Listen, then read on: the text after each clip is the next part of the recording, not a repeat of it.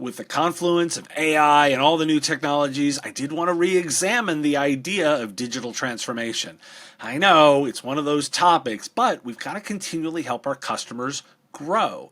Michael Lenox joins me to talk about his new book that's been researching this on this bonus episode of The Business of Tech.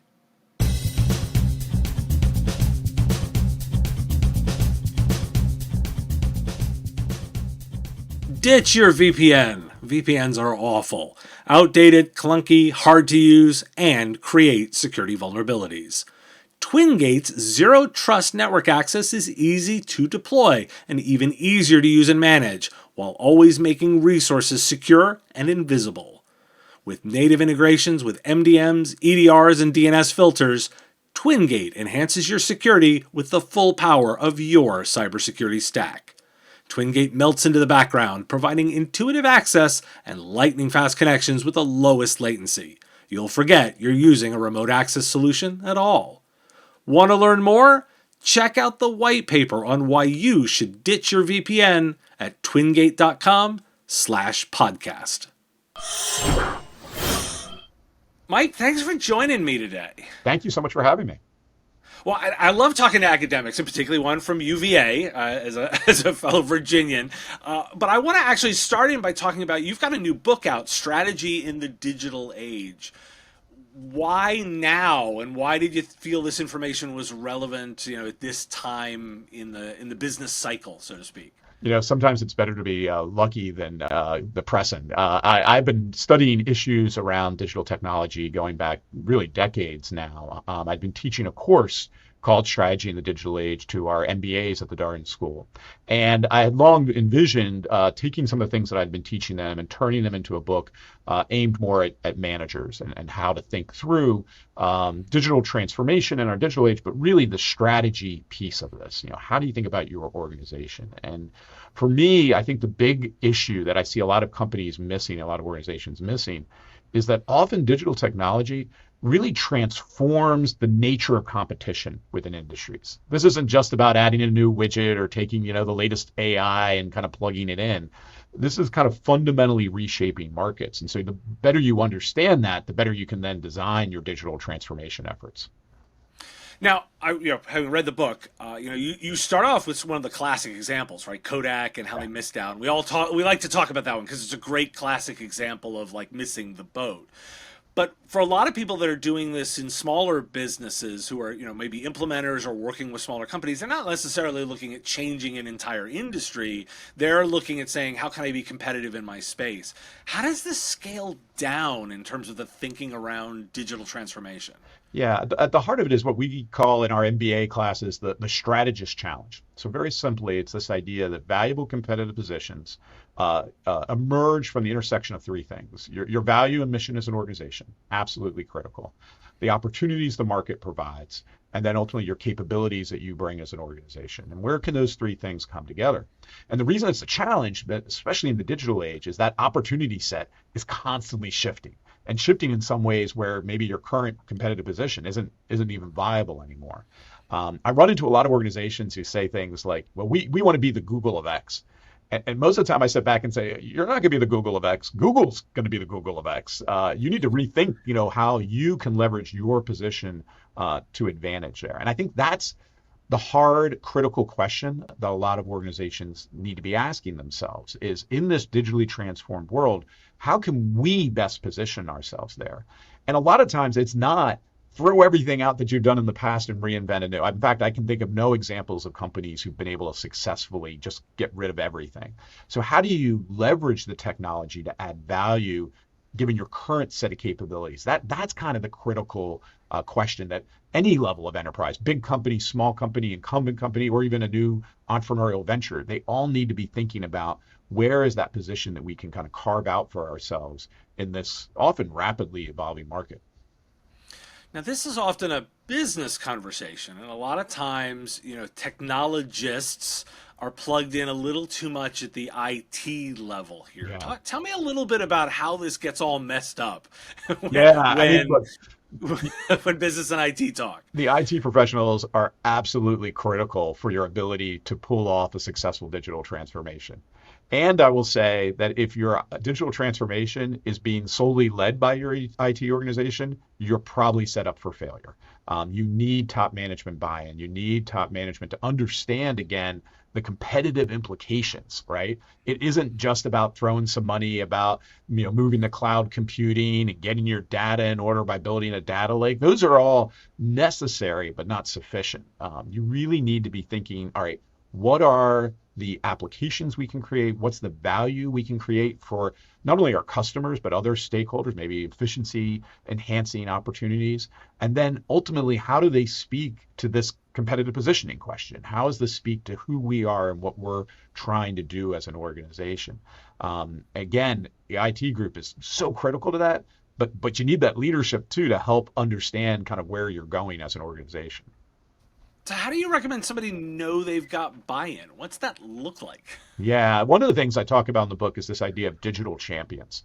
So where a lot of efforts fail is maybe in between, if you will, the technologists and the senior leadership. So the senior leadership comes in and says digital transformation is critical. The IT team and the technologists are all bought in.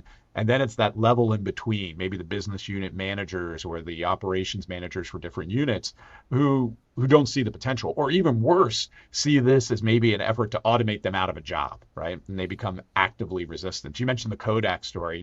What I love about that story is it wasn't like Kodak didn't see the potential of digital imaging. They had visions of it going all the way back to the 1970s, some of the first patents on digital imaging alike. But they really couldn't get through the organizational transformation piece here. They really struggled at those kind of core business unit levels, them embracing what digital can do for them. So in the book, I talk about digital champions. So these are people who kind of understand what the technology can do, but aren't necessarily technologists themselves. They're not necessarily data scientists or IT experts, but they can work with those experts to understand how they can create value for maybe their part of the organization. Now I'm going to ask because it's such the buzzy thing right now. We put AI. Everyone's talking AI, right? Yeah. But we could put AI into this category of emerging technologies broadly, talking about it as an example of this type. How much does emerging technologies matter when it comes to business transformation? Well, it depends. One of the things I talk a lot about in the book are S curves. This idea that early in a technology, you really might not get much efficiency. You might not get much productivity out. You're kind of figuring it out. But if it is going to be a disruptive technology, you move through these phases of kind of exponential growth. And I think AI is a good example. It's been around for decades, but really it's captured especially the popular imagination with ChatGPT, really just in the last 6, 7 months now. And we're getting to that exponential growth phase of the S curve. Each of those phases have maybe different recommendations. In the earlier stages, you need to experiment and you need to learn, but do you bet the whole company on it at that point? Well, that's a tough call. But as you move into that exponential growth phase, all right, now you got to start to take this seriously. And all the buzzwords I think are actually hold true here about being a learning organization, fail fast. How do you kind of build a culture that allows you to experiment with something that by its very nature is going to evolve and change in ways that are hard for any of us to fully understand at this point. So if you're in this space and you're the kind of the consultant, advisor, Right. technologist that's trying to help customers, how do you advise them to help their customers be ready for that experimentation? Because that seems there's a lot of risk there. How do you help warm that so that they're ready for experimentation? Yeah, and I think there's also a balance between fear and inspiration, right? I think a lot of the language around digital transformation, digital disruption, what I call its evil twin, is in this like if you don't move quick, you're going to be dead. And there's some truth to that, I think, but it can often be overhyped as well. So I think again, it's more putting that positive framing on it. That look what these technologies can do for you. Have you really thought through where they can add value? And again, how this might change how you position yourself in the marketplace, and really frame it, not surprisingly, at that strategy level. Again, you don't lead necessarily with the technology, you lead with what the technology can do for you. That's going to be the critical point here. Imagine your customers having 24/7 access to expert feedback and expert advice through a chatbot that you've created on your website, right? Like things like that. Like, understand how this is going to add value. Now, on the show, I've been positing that one of the areas that I think providers can deliver a lot of value is in the ethics and policy Yeah. application as it comes to these technologies, because hard problems are generally where high value is. So, what are you advising these organizations to consider from that kind of ethics and policy perspective as they're doing project planning broadly, but specifically as it relates to digital transformation? Yeah, the digital age is fraught. I have a whole chapter just outlining some of the societal concerns with these technologies and what their impact can be. I think it's absolutely critical that firms are intentional about understanding what those issues are and how they're going to think about them and address them. I'm a big believer that going back to that strategist challenge, that first part, your values and mission, those are absolutely critical. They need to guide you as an organization, and you need to, again, be reflective on what are the implications here. I think you see companies struggling with this right now. You see Microsoft and Google, they know that this AI is advancing quickly. They know there's some real potential societal implications of this. And they also know that if they just sit back and not do anything, others will continue to advance the technology. So you've got to have a good understanding of where your values are going into that, and then stick with them, of course, because it's easy for companies to fall into these kind of slippery slopes of, hey, look at all this data we can collect on personal information, and boy, look at the things we can do with that data. You constantly have to be asking yourself, is that okay? Do we feel comfortable with that? Is that serving our values and mission to be using data or analytics or autonomy in that way? As you think about that, are there practical ways that you've seen be successful? Is it like a council of elders that Yeah. help advise? Is it ongoing consulting? Like what makes that practical for businesses to be successful there? And in the book, each chapter at the end of it has a little framework to help at least kind of guide your thinking. So in this particular realm, I talk about what we call a stakeholder analysis. Who are your various stakeholders? How are they being impacted by these various technologies? What do they care about at the end of the day? And then be, again, explicit about what is the actions you will take as a company, and do they align with your values? And again, I think just outlaying that and being very explicit. Think through your customers, obviously, but also your employees. What about the broader communities you operate in? Your investors, any number of stakeholders are going to have an opinion about how you should be approaching this. Be explicit about that. Understand those dynamics, and then have a strategy again, and be very explicit with that.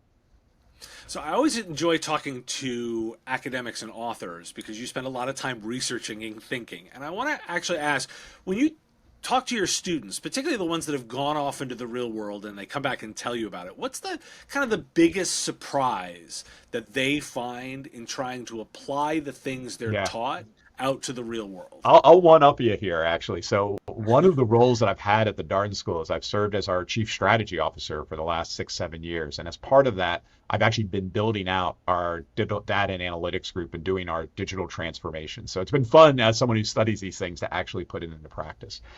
And I fall into all the same traps I see organizations fall into. I came in with big expectations. We're going to be running sophisticated analyses. We're going to be able to predict which students are going to be successful based on their application, 20 years after they graduate. And I spent the first couple years just, getting data set one to talk to data set two, right? A lot of our data sat on people's, personal computers on their Excel spreadsheets. So doing the basics, moving to cloud computing, building out a data lake, getting data, again, to be commensurate with one another. Those were huge, huge tasks to just get us to the point that we could do even, a modicum of sophisticated data and analytics there. And I think that's true of so many organizations. Again, you have to do these things. You have to get through them. You have to get through the management challenges. I talk about, some people use data as power within an organization. And so they're very reluctant to give it up to something like a data lake because, now they're no longer that authority that everybody has to go to get the facts about something. and again, that takes leadership to kind of really motivate everyone that like, no, here's what we're trying to do and why this is important, and we need everybody on board on that. Now, one of the other things, the last things I want to get a little insight from you on is tell me a little bit about the differences in kind of measurements of digital transformation between product companies and services companies, because they can both go through this process, but they have sort of different metrics particularly from a profitability perspective. Services business not always as profitable as a product-based one. Are there major differences here to be aware of when you compare services to product? Well, I go one step further and say those boundaries are getting blurred, right? As we move into software as a service, which isn't a new concept, been around for a while, as we see new business models proliferating, the use of advertising for the likes of Google and Meta and a number of other companies here. So this idea is that a product or a service actually becomes a clear strategic choice you need to make, and can also be one or the other in some instances here. And so this gets back to kind of the core strategy framing. What's your business model? And one of the things we talk about, and borrowing from our economics terminology, but this idea of appropriability. As you create value, that value gets shared with your various stakeholders, like your customers. How much of that do you appropriate yourself as an organization is an important question, because you're probably seeking to make some profits over what you do. That appropriability question goes right to what you were talking about, right? Is this, again, a service-based model? What does that mean for our margins? What does it mean for our growth opportunities? Is it a product-based model? Especially in the software world, you see a lot of flexibility between these things. But even as we do more of kind of the Internet of Things and put more intelligence in everyday artifacts, that's starting to change the dynamic for even what we might think of as kind of hardcore machine product sellers. I think about General Electric and some of their attempts, maybe not as successful as they would like, to turn what look like large industrial equipment like generators and embedding them with intelligence and then connecting them on a network, and then suddenly you're doing more service-based contracting than you are kind of selling you the device. Again, in the digital age, we're seeing these boundaries get blurred all over the place. Well, that should be a good opportunity for services businesses. So I like hearing that. Mike, if people are interested in learning more, I'm sure you've got some resources available. How can they get those? Yeah, the book is available on Amazon, Barnes & Noble, all your favorite online retailers. My personal website is www.michaellennox.com, Lenox. And you can find additional information about my work there, including a podcast that I have as well on Good Disruption, it's called. And then in addition to that, Twitter and LinkedIn, I'm trying to be socially savvy as much as I can. Well, cool. Well, the book is Strategy in the Digital Age, Mastering Digital Transformation. Mike, thanks for joining me today. Dave, thank you so much for having me. Thanks for your time and attention. Time is a finite resource, and I really value you giving me some of yours. If you like this video, you can let me know with a like of the video, and even more valuable, hitting the subscription button. My content is all free, and I use metrics like subscriptions to pay the bills, so it has real value. The content here is produced under ethics guidelines posted at businessof.tech. If you're interested in more content like this, you can get access to content early via our Patreon at patreon.com/MSPRadio. It's our give what you want model, where you set the value of what you think the content is worth. If you like this podcast, you can catch it daily as the 5-minute news and commentary show, The Business of Tech, available on all your favorite podcatchers with links at businessof.tech. Just hit that big blue button to subscribe. Again, thank you for taking time out of your day to listen, and I really value the interaction. If you want to say something in the comments, I do respond and watch all that, and I look forward to talking to you next time.